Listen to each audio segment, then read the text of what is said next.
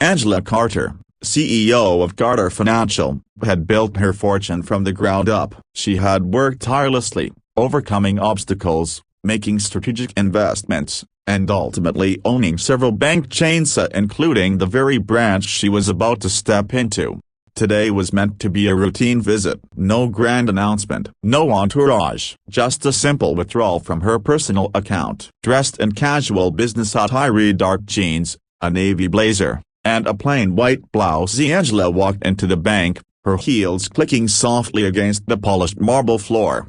The atmosphere inside was the usual mix of quiet conversations, shuffling papers, and occasional chatter from the waiting customers. The tellers worked diligently behind the counters, processing transactions without a second thought. Angela stepped up to an available teller, a young man with neatly combed hair and a name tag that read Kevin. "Good afternoon," she said, sliding her ID across the counter. "I'd like to make a withdrawal, please." Kevin barely glanced at her ID before frowning. "For large withdrawals, we require verification. Do you have proof of ownership of this account?" Angela tilted her head slightly. "My ID is proof." Kevin sighed as if she was wasting his time. "I'm sorry, ma'am, but high-value transactions require additional verification. Do you have someone who can confirm this account belongs to you?" Angela's brows knit together. Something about his tone was off, condescending, dismissive. "Are you suggesting this isn't my account?" Kevin hesitated but didn't back down. "I just need to make sure. We have policies,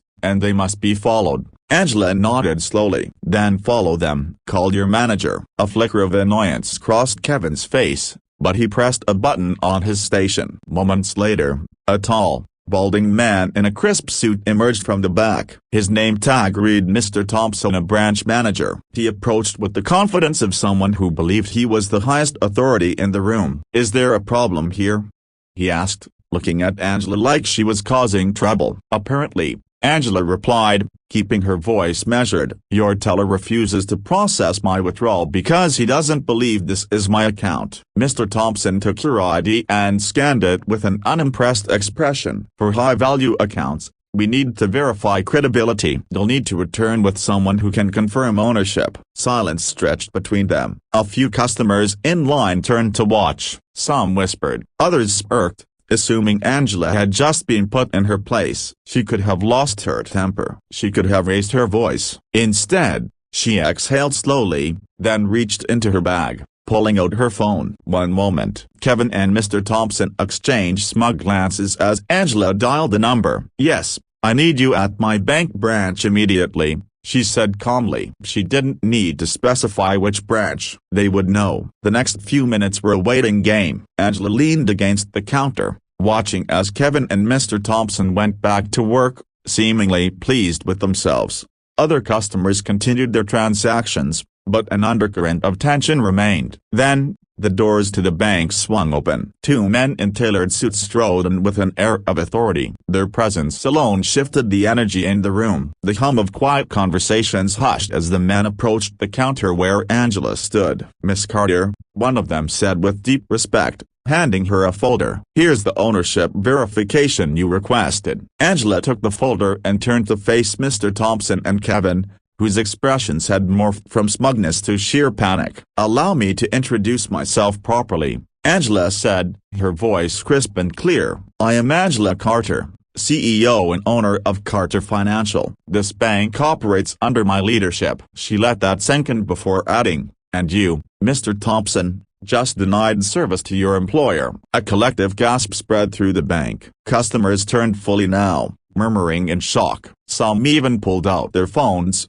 discreetly recording the unfolding scene. Kevin's face went pale. Mr. Thompson took an unsteady step back, his mouth opening and closing like a fish out of water. "Miss Carter." "Yeah." Angela raised a hand, silencing him. "Save it." She turned to her senior financial officers. "Effective immediately, Mr. Thompson is relieved of his duties. Any employee who engages in discriminatory practices will be dealt with accordingly." "Please," Mr. Thompson pleaded, his arrogance dissolving into desperation. "This was a misunderstanding." Angela folded her arms. "A mistake, or a reflection of how you treat people every day?" "Today, You denied service to the CEO. How many others have you mistreated simply because they didn't fit your image of wealth? No answer, only shameful silence. A security guard, who had been watching from afar, stepped forward. Angela gave him a single nod, and without hesitation, he gestured toward the exit. Mr. Thompson swallowed hard before trudging toward the door,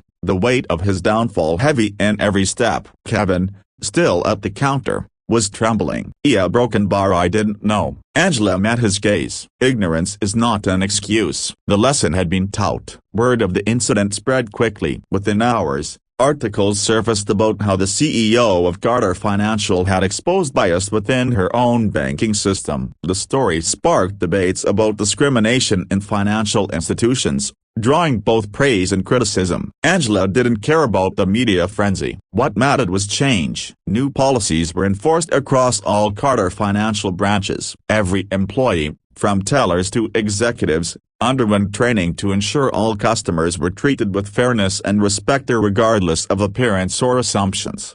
As for Mr. Thompson, he disappeared into the shadows of his own disgrace. Angela's story became more than just a lesson in power. It became a turning point, a reminder that those who judge by appearances often find themselves blind to the truth, and the truth always comes to light. What do you think of this story? Let us know in the comments. Don't forget to like, share, and subscribe for more real-world lessons in power, justice, and success.